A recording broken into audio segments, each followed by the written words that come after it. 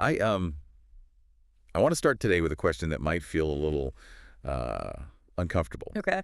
It's a question that actually kept me up last night after I was reading through the absolute stack of research we have for today. Yeah, there was a lot of material to get through. There really was. Mm. And I was lying there staring at the ceiling, and I just couldn't shake this thought. Here it is. How much of your life do you think is actually under your control? Wow. That is the question, isn't it? It's the big one. It's the question that really defines human agency. It really is. Because Yeah. if I asked you, or if I asked you listening right now, most people would probably list off a bunch of conscious decisions. Right. They'd say, well, I chose my breakfast. I chose the shirt I'm wearing. I chose to drive to work.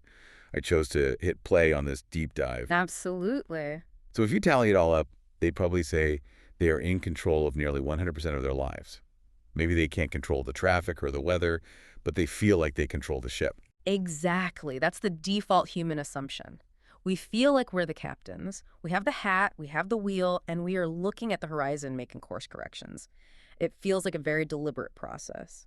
But the material we are unpacking today, it hits us with a statistic that is, honestly, a little terrifying. It is. It completely shatters that illusion. The research claims that roughly 95% of our lives, our decisions, our emotional reactions, our successes, failures, the way we talk to our spouses, the way we spend money, all of it is managed by the subconscious mind. Which leaves the conscious, the part that thinks it's in charge, the part that is listening to us right now, with a measly 5% of the influence. 5%, that's it. Yeah. It's humbling. I mean, it's actually kind of insulting. It really is. It's like finding out you're not the CEO of the company. You're just the guy who signs the holiday cards once a year, Yeah. while some silent partner in the basement is making all the merger decisions, deciding who gets fired, and setting the budget. And he doesn't even send you the memos. He just executes the trades. Yeah. Exactly. You're just living with the consequences. You wake up and realize, why did I just snap at my friend? Yeah. Or why did I procrastinate on that project again? Right. You think you decided to do those things, but this research suggests you were just following orders from the basement. And here is where it gets really interesting and why we're doing this deep dive today. That silent partner, the subconscious, it's often running on software that is outdated, corrupted, or worse coded by people who aren't even you. Right. That's the critical realization here. Unlike the conscious mind, which can analyze and judge and say, hey, that doesn't make sense, the subconscious just executes. It's a machine. Yeah. It's running scripts from when you were 5 or 10, or scripts handed to you by a teacher or a parent 20 years ago, and it treats them as absolute law.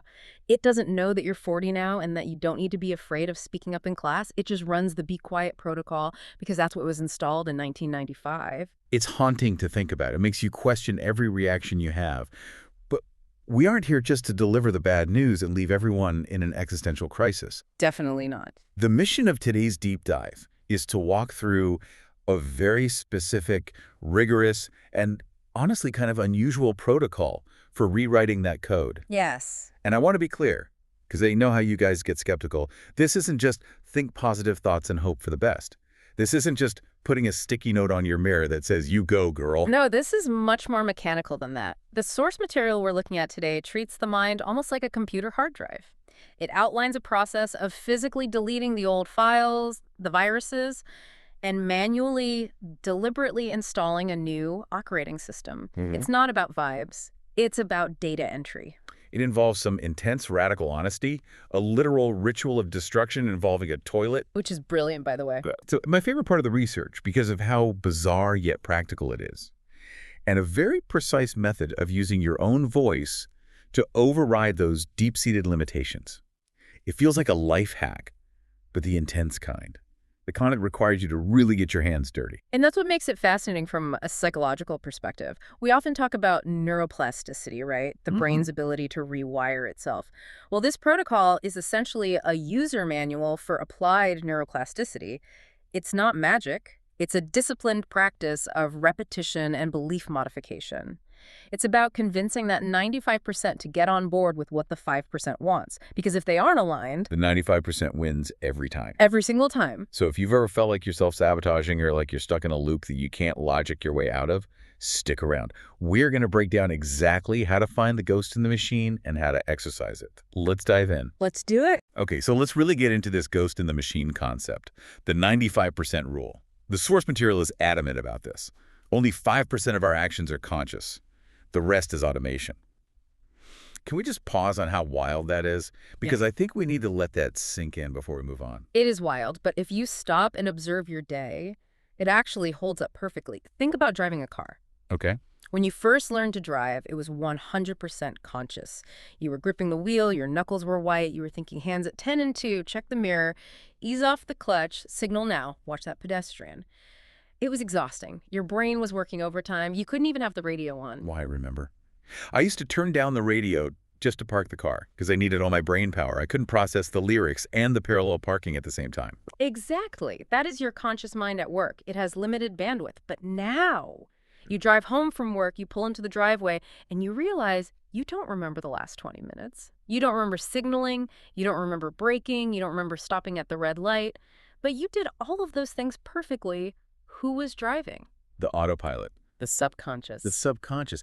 It took over the complex tasks so your conscious mind can think about dinner or listen to a deep dive or worry about an email. That's automation. And the source argues that this same autopilot applies to our emotions and our self-worth. You don't decide to get offended when someone criticizes you. The reaction happens before you can think. That's the automation running a script. So if someone says something rude and I immediately get a knot in my stomach and feel small, that's not me choosing to feel small. That's a program executing. Precisely. It's a reflex just like hitting the brake when you see red lights. And the source uses this really compelling comparison of the subconscious to a small child to explain why we have the reactions we have. This analogy really helped me visualize it, because we tend to think of the subconscious as this mysterious, dark, Freudian ocean. But the source says no, think of it as a kid. A very literal, very obedient child. Imagine a toddler. If you tell a toddler you are clumsy, the toddler doesn't have the critical faculties to say, wait a minute, that's an irrational projection of your own anxieties, mother. I merely tripped over a toy because my motor skills are still developing. Right. Toddlers aren't known for their nuanced debate skills. They take things at face value. No. The toddler just says, okay, I am clumsy.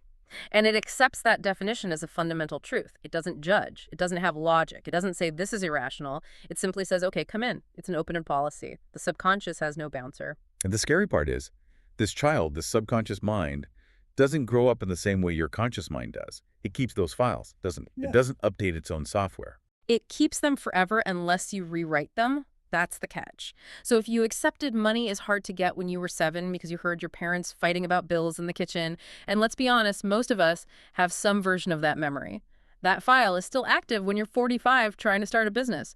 Your conscious mind says, I want to be successful, I want to build wealth. Your subconscious, the toddler, says no. Danger. Money causes fights. Money makes people cry. Avoid it. And so you self-sabotage, you blow the deal, you oversleep. You find a way to get rid of the money or the opportunity because the toddler is trying to keep you safe based on the logic of a 7-year-old. This is what the source calls the sponge effect. We absorb these codes without realizing it. We accept definitions of ourselves like, I am unlucky, I cannot make money, I am not lovable, without filtering them. We just soak them up like a dry sponge in a bucket of dirty water. And we forget that we accepted them. That's the trick. We think this is just who I am. We confuse the program with the hardware. You think I'm just an anxious person. No, you are a person running an anxiety script that was installed a long time ago. It's scary to think we are running scripts written by others or by our childhood selves who didn't know any better. It makes you wonder who is actually living my life, me or my third-grade teacher who told me I was bad at math. It's a bit of both. But mostly the teacher, until you change the script, it is scary, but it's also liberating. Because if it's just a script, it can be rewritten. If it's just code, it can be debugged. You aren't broken. You're just running buggy software. And this is but that the source material hammers home logical thinking, fails to change us. I've had this experience so many times. I read a self-help book. I understand the logic. I say I should be confident. Logically, I know I'm qualified. But when I walk into the meeting, my stomach drops and I get quiet. Why does the logic fail so hard here? Why can't I just outsmart my subconscious? Because the conscious mind, the logic, is the 5%. It's trying to argue with the 95%. The source notes that the conscious mind often rejects positive change because it contradicts the old data. So it's a conflict of interest. It's a data mismatch. If your deep data says, I am invisible, and you try to act confident, your subconscious sets off an alarm. It goes alert. Alert. This behavior does not match the file I am invisible. We are operating outside of parameters. Abort mission. It thinks you're lying to it. It thinks it's correcting an error. It pulls you back to your baseline. It thinks it is keeping you safe by keeping you consistent. This is why you can't just decide to be different if the 95% disagrees. You have to go down into the basement and change the file directly. You can't just yell instructions from the top floor. Which brings us to the actual work. The protocol. And I have to warn everyone, the first step is intense. It's not pleasant.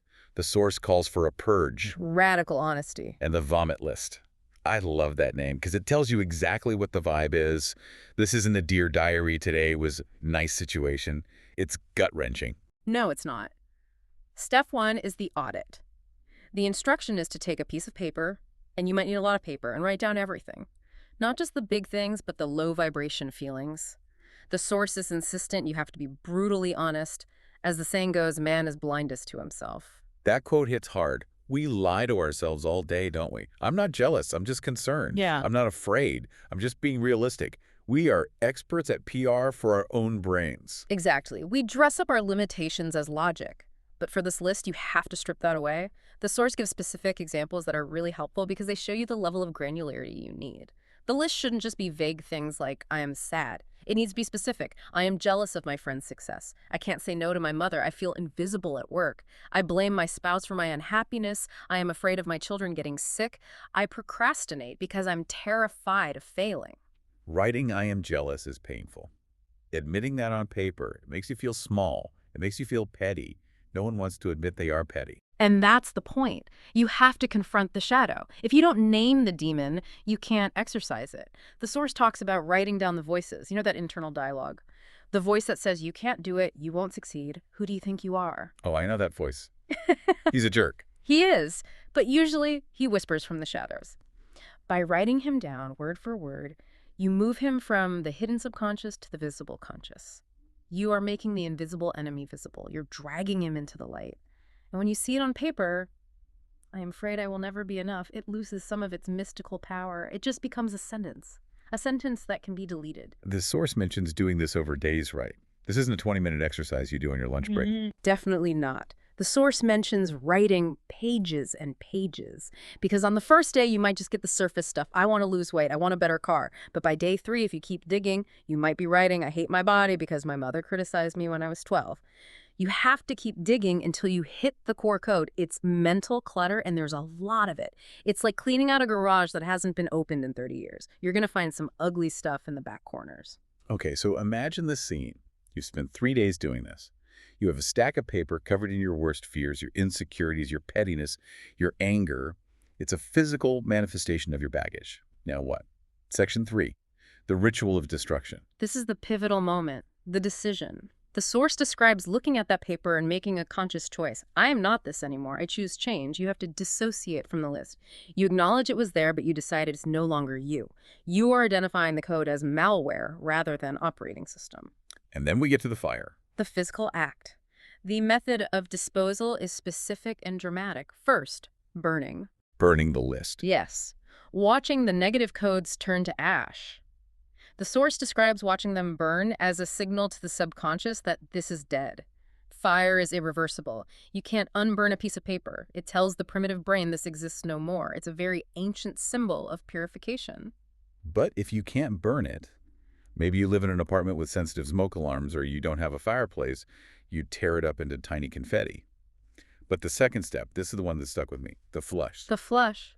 The source explicitly details pouring the ashes or the torn paper into the toilet and flushing it. I mean, it's funny. When I first read it, I chuckled. But then I thought about it, and it's actually genius. It is. Think about the symbolism. What do we put in the toilet? What? Waste.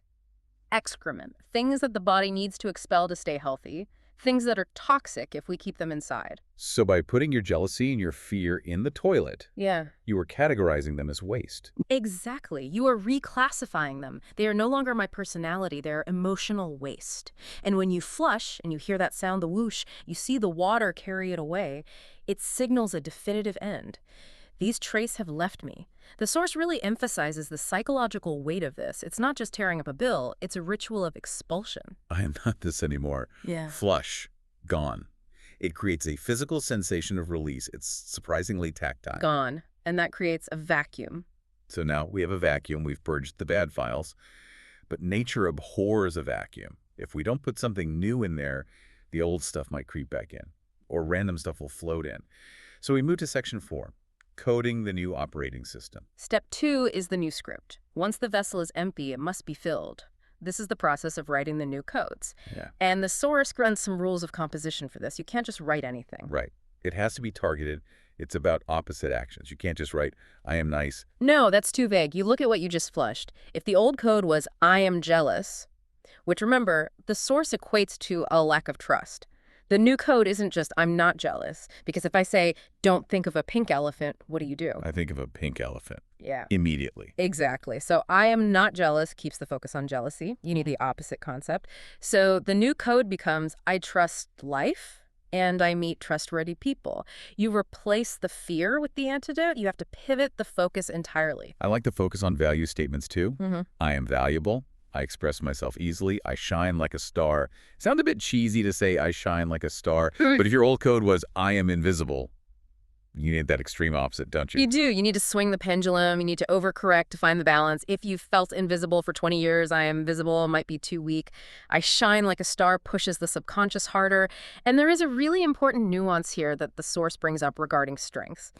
This is something a lot of people miss, and it's a bit of a mind bender. The source warns about good traits that are actually traps. Yes, let's dig into this. Because we are taught that being self-sacrificing is a virtue, especially for parents or leaders, we think it's noble. Right. But the source asks you to look closer at the wording. If your code is, I am a self-sacrificing mother, what does that require?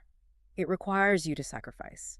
It implies that for you to be good, you must be losing something. You must be suffering or giving up your needs. So you are essentially programming yourself to be a martyr. Yes. It attracts situations where you have to sacrifice. You are subconsciously manifesting crises just so you can be the hero and sacrifice yourself to fulfill your code. Oh, look, a problem. Now I can be my true self and suffer for it. That is mind-blowing. So you think you're being good, but you're actually trapping yourself in a cycle of suffering. Exactly. So the source suggests reframing. Instead of, I am a self-sacrificing mother, the code becomes, I am fed up only for those I love. Or perhaps a better translation of the sentiment is, I give generously within my boundaries. Or, I am a happy, energized mother. You want the result of generosity without the cost of sacrifice. And too sensitive was another one. Yes. I am so sensitive. People wear that as a badge of honor, but often it means I am easily hurt. I am fragile. So you reframe it. I am empathetic but strong. I perceive things deeply, but I am grounded. You keep the gift, but you remove the curse. And the baseline for all of this is self-love. Non-negotiable. I love myself. I am sufficient. I am perfect in my current state. These are the drivers. If you don't believe you are worthy of the new code, the installation will fail. You have to patch the kernel before you install the apps. Okay, so we have written the gold list, the new script. Now, how do we actually get it into the brain? Reading it is one thing, but the source introduces a specific tool here. Section 5. The technical delivery, the voice loop. This is the most distinct part of the method. It's not just reading the list, it's recording it. The tool. The source suggests using a recording app. Things like Recorder Pro or Parrot are mentioned, but really any app that loops works. Why record it? Why not just say it in the mirror like every other self-help guru suggests? Or why not just listen to some soothing expert with a British accent telling me I'm great? The expert analysis here is fascinating. The source claims that the subconscious trusts your own voice more than anyone else's. Think about it. You trust yourself, usually. Your own voice is the sound of your own authority. If I tell you you are confident, it's a nice compliment. You might think, oh, he's just being nice. But if you tell you I am confident, it's a command. Hearing yourself say it validates it internally. It bypasses the stranger danger filter. It creates a feedback loop. You are the speaker and the listener, and the method is simple. You record the positive list. It doesn't have to be long, maybe 2 minutes of powerful sentences. I am valuable, I trust life, I am wealthy, I am healthy. Then you set the app to loop, and you let it run for 30 to 60 minutes. Originally, the source says she did this manually, just reading it for 30 minutes straight. Can you imagine? Talk about dedication. She would sit there and repeat it like a mantra for half an hour, but now with apps you just record once and hit play. It's frictionless. But here's the catch. You don't just listen to it on the subway or while you're at the gym. You have to listen at a very specific time. Section 6, the twilight zone. The critical window. The source identifies the sweet spot as the transition between wakefulness and sleep. Why? What is magic about that time? It's the brain state. When you are wide awake like we are now, your brain is in beta waves. You are alert, analytical, and skeptical. That's the gatekeeper. If you play a tape saying, "I am a millionaire," while you are wide awake and looking at your overdraft notice, your conscious mind will scream, "No, you're not. You're lying." Look at this bill. It rejects the update. It fights back. It rejects the update. It says source credibility is 0. But as you drift off to sleep, your brain waves slow down to alpha and then theta. In theta, the conscious mind, the gatekeeper goes offline. It puts on its pajamas and goes to sleep. But the subconscious, it never sleeps. It is wide open. The door is unlocked. So you are sneaking the new code in past the guard while he's taking a nap. Precisely. You are bypassing the resistance. The source warns that your mind will fight you during the day. It will say, "This is nonsense. You are fearful, not brave." But at night, in that twilight zone, you can slip the message directly into the command center without argument. And the source mentions sleep learning too. Listening while you actually fall asleep. Yes. If you fall asleep with the tape running, the programming continues. Your subconscious is absorbing those I am statements for an hour while you dream. It's incredibly efficient.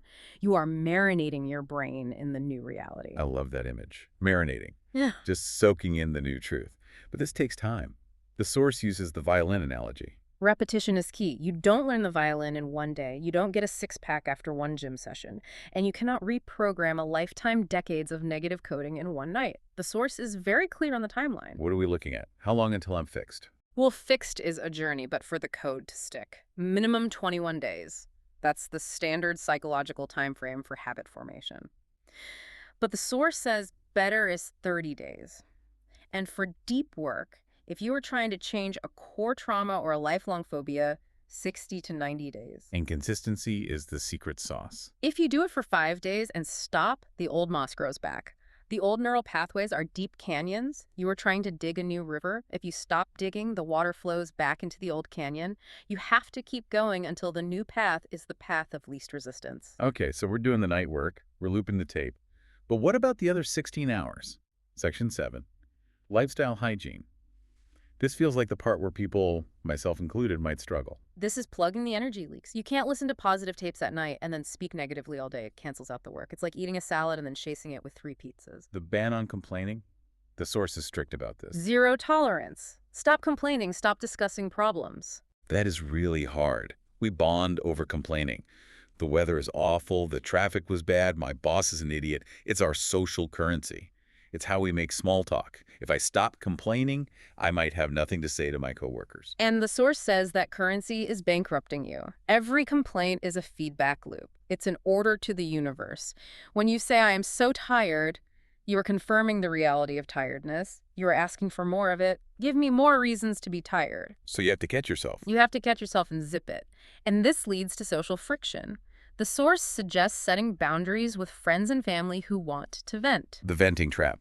We think it's healthy to vent. We think we're letting it out. There is a difference between processing an emotion and dwelling in it. If a friend calls you every day to complain about the same problem they aren't fixing, that is toxic energy.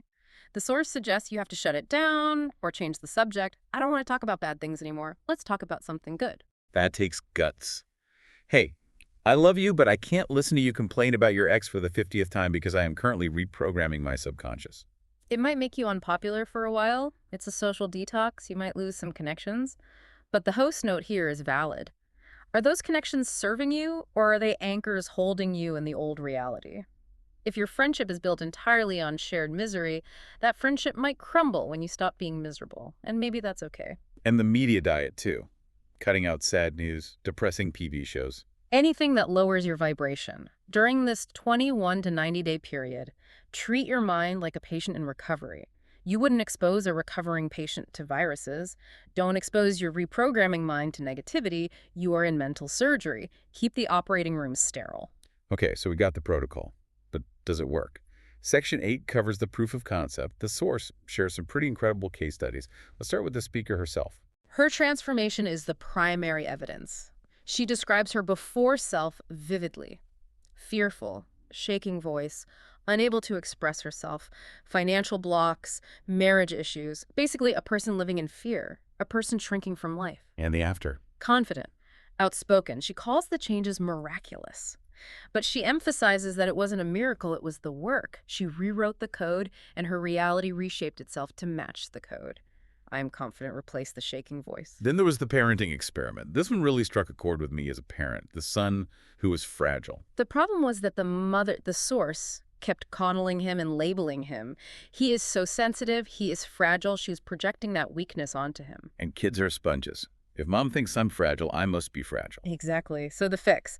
She didn't nag him to be tougher. She didn't sign him up for boxing lessons. She rewrote the script in her own mind. She recorded new affirmations about him. My son is confident. He knows his value. He is healthy. She changed your broadcast. And the result. The child's behavior changed to match the mother's new expectation. He became confident. This is the Pygmalion effect in action. When you stop treating someone like a victim, they often stop acting like one. When you stop broadcasting worry, they stop receiving danger. And finally, the marriage turnaround. This one is the ultimate test, I think. Relationships are hard to change because there are two people involved. They are. The problem here was feeling unseen, unheard, and unappreciated. She wrote out all her anger. The vomit list again flushed it and wrote a new script. We laugh together. He understands me. He makes me laugh. And again, she didn't just go demand he be funnier. No, she changed her internal definition of the relationship. We are a couple who laughs. And the outcome. The relationship shifted. They started laughing. It highlights the idea that changing your energy changes how others react to you. If you start projecting resentment, the other person stops defending themselves. The dynamic shifts. It's the idea that you are the projector. If you don't like the movie, stop yelling at the screen. Change the film. Precisely. You have to go back to the projection booth. So we've reached the end of the deep dive. Let's do a quick recap of the summary of the protocol for everyone listening. If you're driving, maybe do this part mentally. But if you're home, write this down. Ideally, here's the checklist. 1, the purge. Write the vomit list, all the negatives, be brutal. 2, the ritual, burn it or tear it up, then flush it down the toilet. 3, the new script. Write the gold list. Present tense statements like I am. Make them positive, specific opposites. Watch out for trap virtues like self-sacrificing. 4, the record. Record it in your own voice. 5, the loop. Listen for 30 to 60 minutes while falling asleep in the twilight zone. 6, the hygiene. Maintain for 21 to 90 days and stop all complaining. It's a roadmap. It's simple, but it requires doing the work. It's mental gym. It is. You can't go to the gym once and expect a six-pack. And you can't reprogram your mind in one night. It requires discipline. And that core philosophy is the takeaway. The empowering and terrifying realization that we are responsible for the signal we broadcast. You are not a victim of your programming. You are the programmer who fell asleep at the keyboard. It's time to wake up and start coding. Well said. I love that. And I want to leave you with one final provocative thought from the source. It mentions that when we change, the people around us might act surprised or confused. You might feel different. The question is, are you ready to be a stranger to the people who know your old self if it means finally meeting your true self? That's a big question. Are you willing to let the old version of you die so the new one can live? It's the price of transformation. Think about that as you write your list tonight. Thank you for joining us on this deep dive. We'll see you next time.